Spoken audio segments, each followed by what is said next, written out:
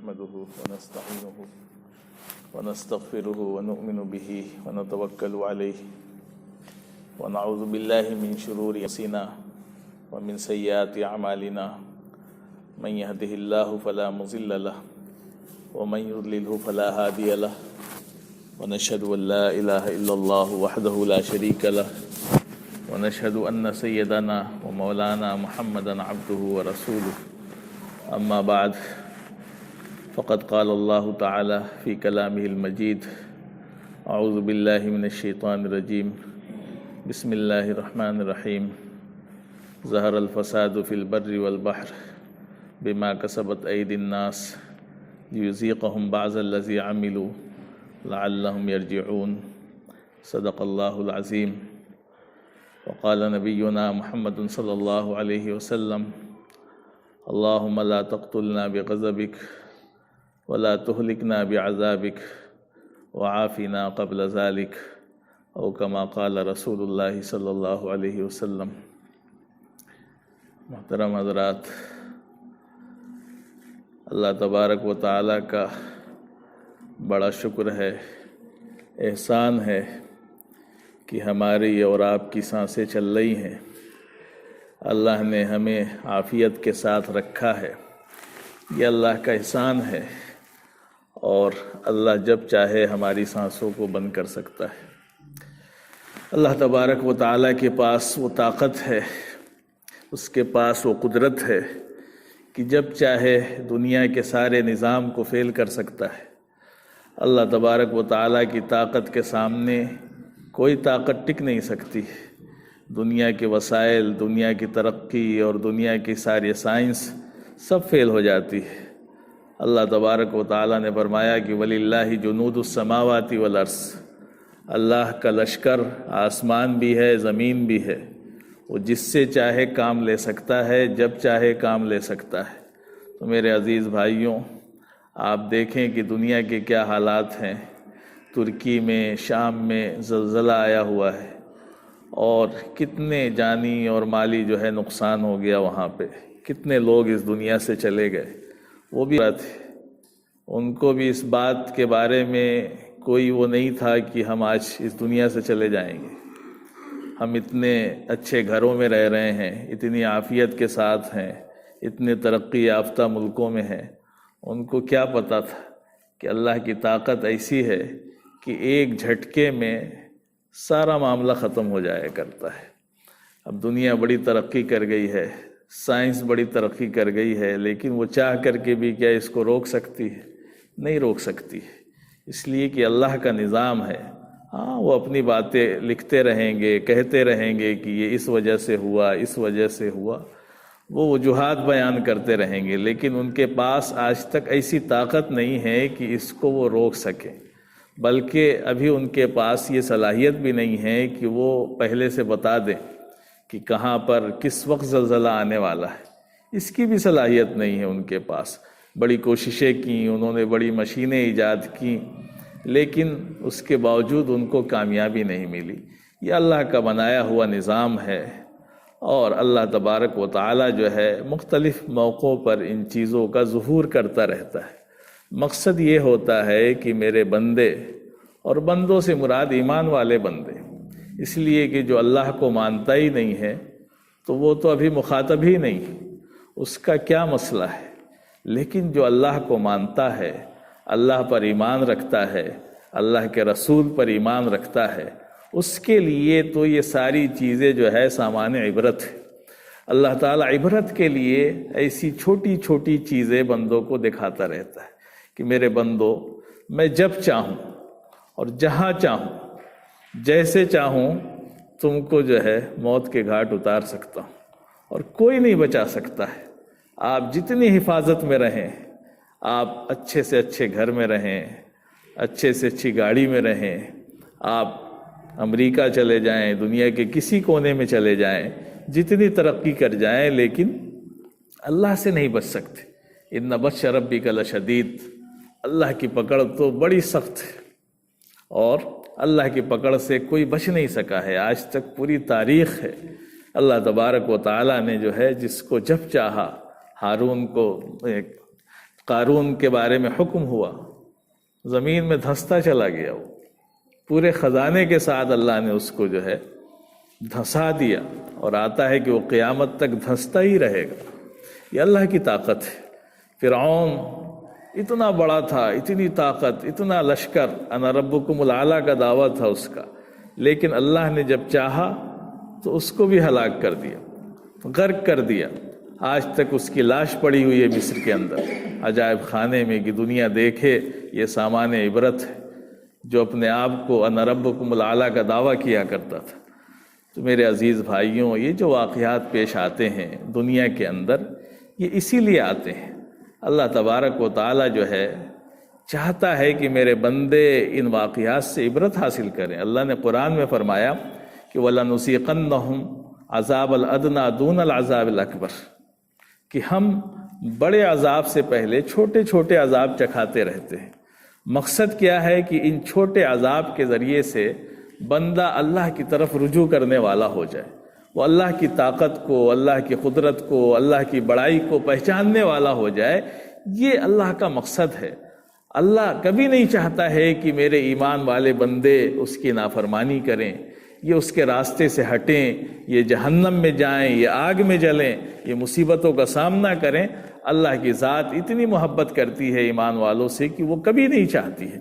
تو اللہ تو مختلف ذریعوں سے موقع دیتا ہے، کبھی گھر میں مصیبتیں لا کر کے، کبھی گھروں میں آزمائشیں لا کر کے، کبھی اس کی ذات میں آزمائش لا کر کے، کبھی جو ہے دوسری مختلف طریقوں سے اللہ یہ کرتا رہتا ہے۔ اور یہ چیزیں ہوتی کیوں ہیں؟ اب سائنس والے اپنے تجربات بیان کریں گے، وہ ان کا کام ہے کہ وہ تجربات بیان کرتے رہیں، لیکن ہم تو اللہ کے اور اس کے رسول کے ماننے والے ہیں۔ جو ہمارے رسول نے فرما دیا اسی کو ماننا ہے، کہ یہ زلزلے کیوں آتے ہیں، جو ہمارے نبی نے فرمایا ہم اس کو مانیں گے۔ اللہ تعالیٰ قرآن میں بھی فرما رہا ہے کہ ظہر الفساد فی البر والبحر بما کسبت ایدی الناس، کہ یہ جو خشکی ہے، تری ہے، ہر جگہ جو فساد برپا ہے، کیوں؟ بما کسبت ایدی الناس، یہ لوگوں کے ہاتھوں کی کمائی ہے، یہ جو اعمال کیے جا رہے ہیں ان کی وجہ سے ایسا ہو رہا ہے، اس وجہ سے یہ فساد ہے۔ تو اللہ تعالیٰ نے فرمایا کہ ظہر الفساد فی البر والبحر بما کسبت ایدی الناس لیذیقہم بعض الذی عملوا۔ اللہ ان چھوٹی چھوٹی سزاؤں سے یہ چاہتا ہے کہ بعض اپنے کرتوتوں کا مزہ چکھ لیں، لعلہم یرجعون، تاکہ لوٹ آئیں، اب ان کو آگاہی ہو جائے اور اپنے گناہوں سے توبہ کر لیں۔ تو میرے عزیز بھائیوں، یہ چیزیں تو ہمیں موقع دیتی ہیں۔ جب ایمان والے اللہ کے تھے تو اللہ بھی ان کا تھا، من کان للہ کان اللہ لہ، جو اللہ کا ہو جاتا ہے اللہ بھی اس کا ہو جاتا ہے۔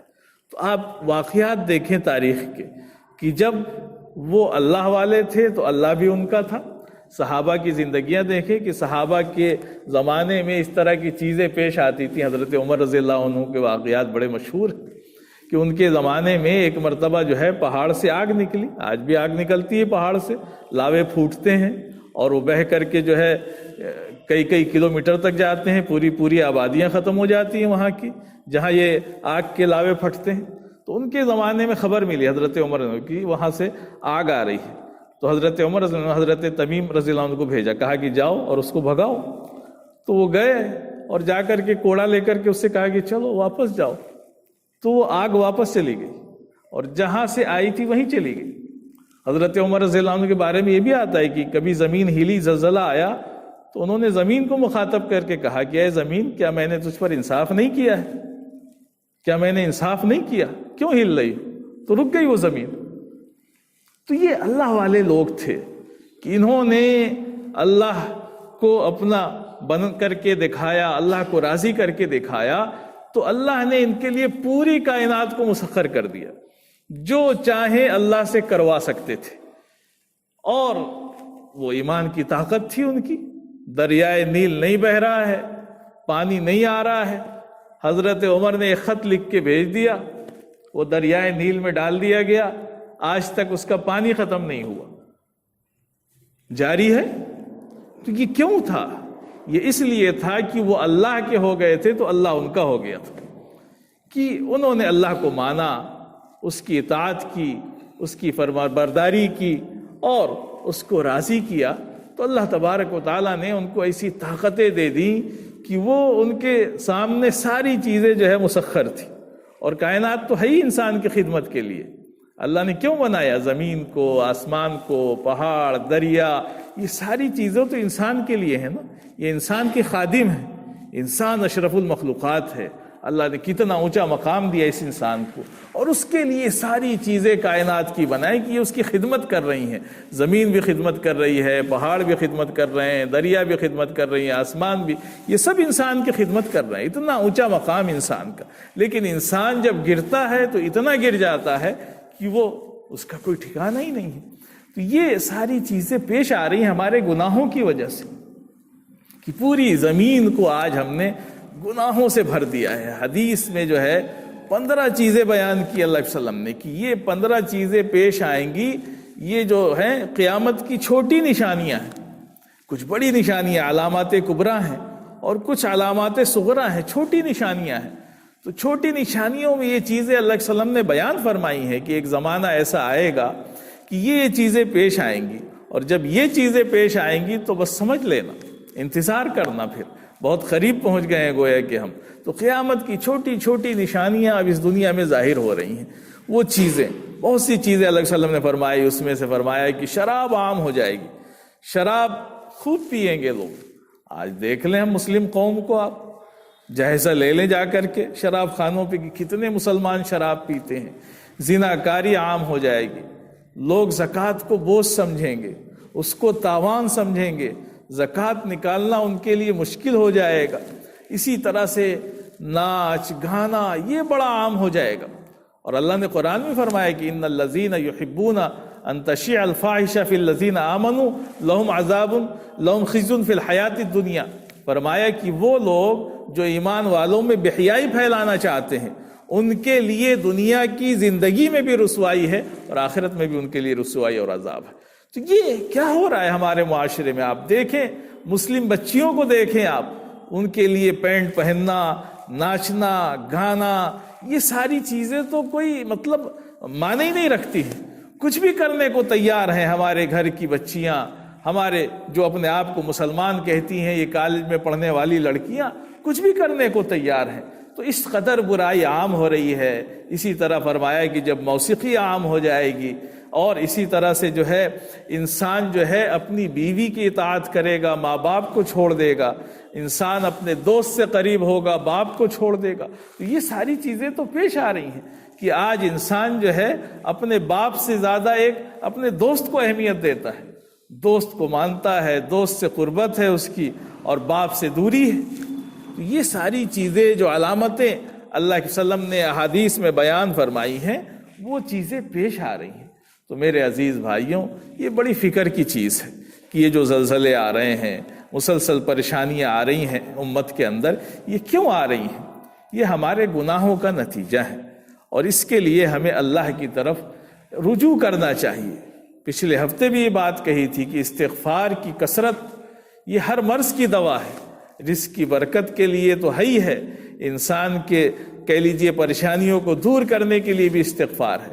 اور ساتھ ساتھ یہ جو عذاب آتے ہیں، زلزلے آ رہے ہیں، پاکستان میں ایسا سیلاب آیا جس نے ایسی تباہی مچائی کہ کئی مہینے ہو گئے لوگ ابھی تک جو ہے کھلے میدانوں میں زندگی گزار رہے ہیں. تو یہ کیوں آ رہے ہیں؟ اللہ تو تنبیہ کر رہا ہے، مختلف جگہوں سے دکھا کر کے وہ بتا رہا ہے کہ میرے بندو سنبھل جاؤ، اپنے آپ کو سنبھال لو.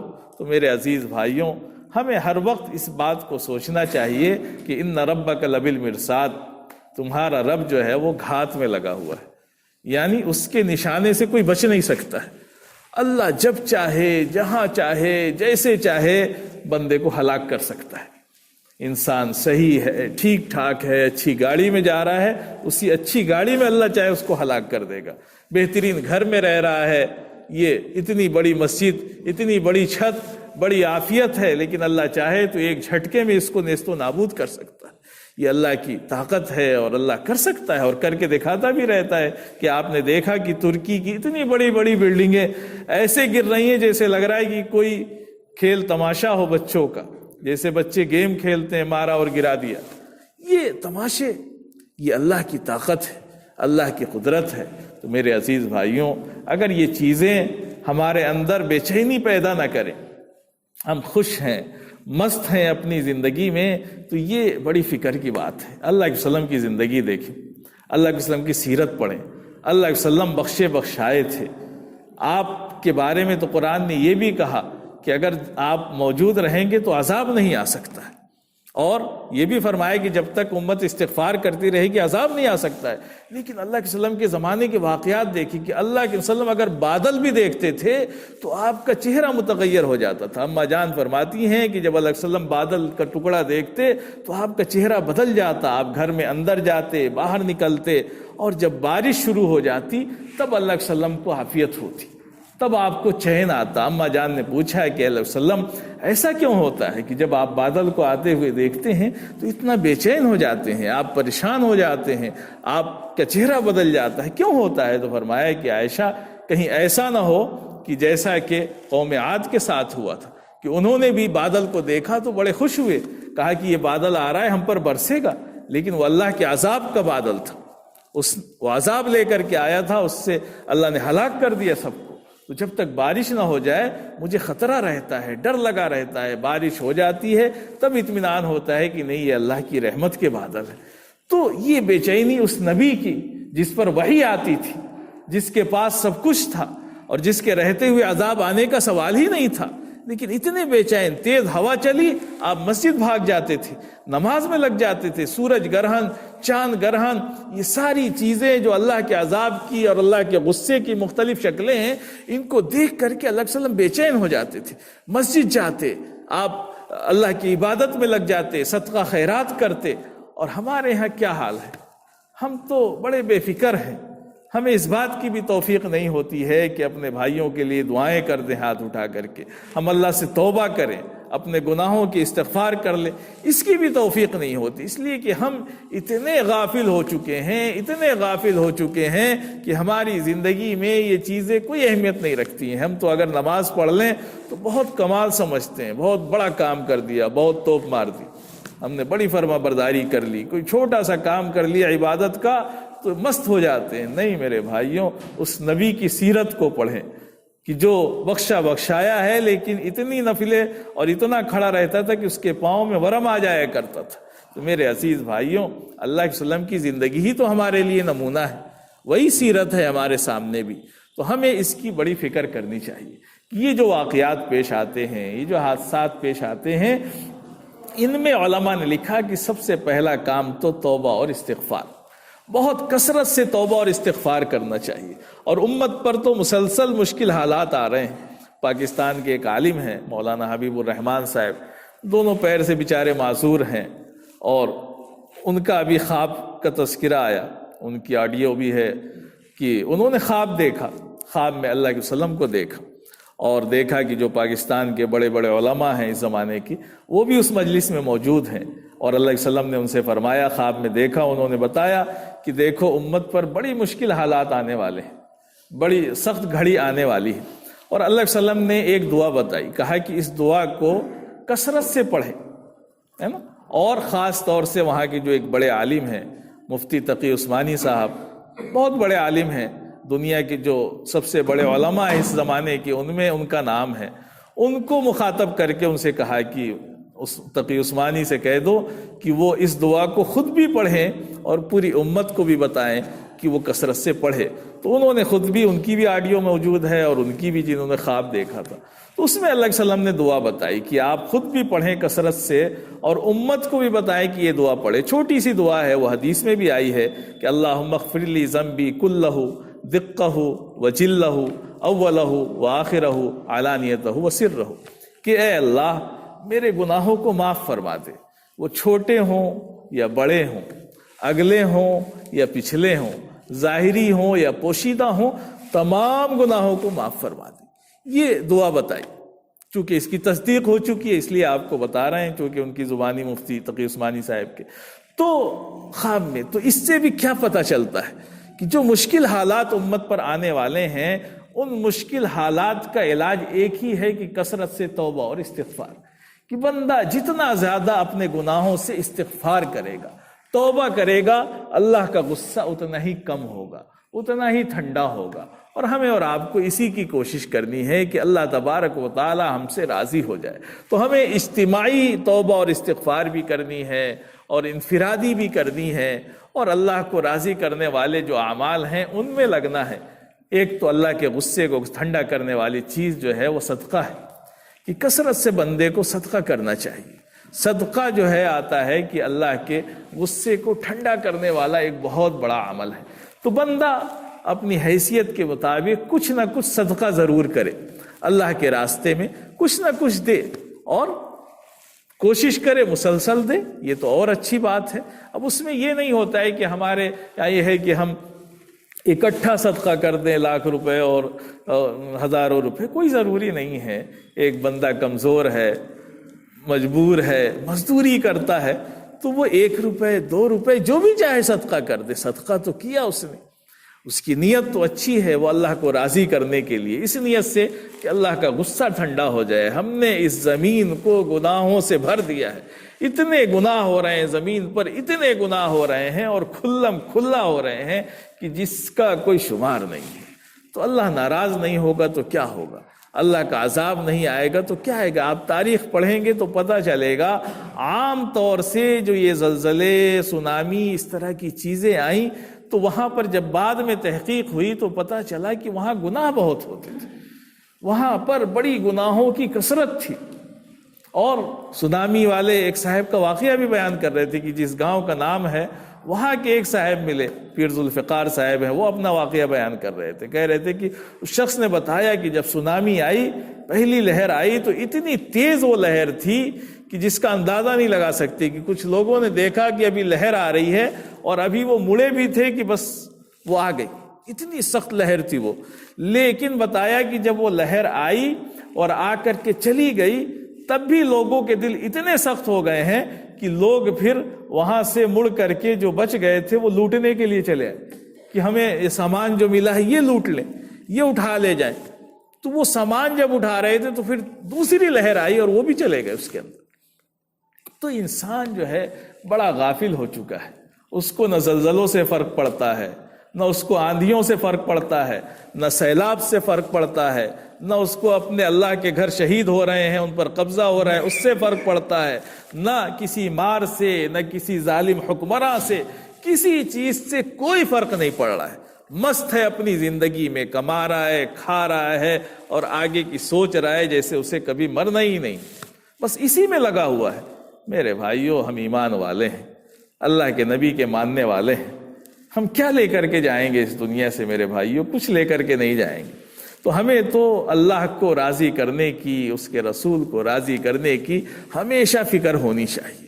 ہم اپنی زندگی اچھی بنائیں، ایک تو پاکی کا اہتمام کریں، کوئی ناپاک نہ رہے۔ کب موت آ جائے، کس حالت میں موت آ جائے، کیا پتہ تھا ان لوگوں کو جو سو رہے تھے یا جو کھا رہے تھے یا جو کاموں میں لگے تھے، اچانک اللہ کی پکڑ آ گئی؟ کسی کو پتہ تھا؟ نہیں پتہ تھا۔ تو پاک صاف رہیں، نمازوں کی پابندی کریں، خوب اللہ سے رو رو کر کے صبح شام توبہ استغفار روزانہ کریں، کہ ہو سکتا ہے آج ہی میری موت آ جائے، صبح بھی استغفار کریں، شام کو بھی استغفار کر کے سوئیں، اور چھوٹی چھوٹی چیزوں کا اہتمام کریں۔ اللہ راضی ہو جائے گا تو سب مسئلہ حل ہے۔ اللہ راضی ہے، ہم کلمے کے ساتھ اس دنیا سے جا رہے ہیں، چاہے زلزلے میں شہید ہوں، چاہے سیلاب میں شہید ہوں، چاہے حادثے میں ہماری موت آ جائے، کوئی فکر کی بات نہیں، وہ شہادت کی موت ہے۔ جہاں زلزلے آئے، جو اللہ کے نیک بندے تھے، جو ایمان والے تھے، وہ تو شہادت کی موت پا گئے، لیکن جو گناہگار رہے ہوں گے، جو ناپاک رہے ہوں گے، تو ان کا کیا حال ہوگا؟ تو ہمیں ان میں نہیں بننا ہے۔ ہمیں اپنے آپ کو، جو ہمیں سکھایا گیا ہے کہ پاکی کا خوب اہتمام کریں، بالکل پاک صاف رہیں اور ہر وقت تیار رہیں کہ کسی وقت بھی میری موت آ سکتی ہے اور اللہ کا فرشتہ آ سکتا ہے، اور خوب استغفار کریں، توبہ کریں، اللہ کو راضی کرنے کی کوشش کریں۔ اللہ تبارک و تعالی ہم سب کو کہنے سننے سے زیادہ عمل کی توفیق عطا فرمائے۔